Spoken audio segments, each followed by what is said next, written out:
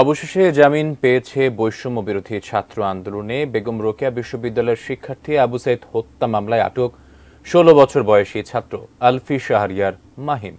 গত ১৮ জুলাই বিকেলে রংপুর নগরীর চকবাজার এলাকার শাহজালালের ছোট ছেলে আলফি শাহরিয়ার মাহিমকে আটক করে পুলিশ। পরদিন ১৯ জুলাই আবু সাইদ হত্যা মামলার আসামি করে আদালতের মাধ্যমে কারাগারে পাঠানো হয় তাকে।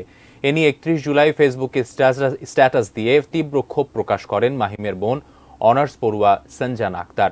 এরপর সবাই সোচ্চার হলে ৪ আগস্ট থেকে এগিয়ে এনে আজ দুপুরে জামিন শুনানির দিন ধার্য হয়। দুপুরে শুনানি শেষে শিশু বিবেচনায় মাহিমকে স্থায়ী জামিন দেন রংপুর নারী ও শিশু নির্যাতন দমন ট্রাইব্যুনাল ১-এর বিচারক মোস্তফা কামাল। তবে মাহিমের পরিবারের সদস্যরা তাকে নিঃশর্ত মুক্তি দাবি করেন। তবে পুলিশের দাবি রংপুর তাজহাট থানা আক্রমণের সময় মাহিমকে আটক করা হয়, সে সময় সঠিক বয়স জানা সম্ভব হয়নি।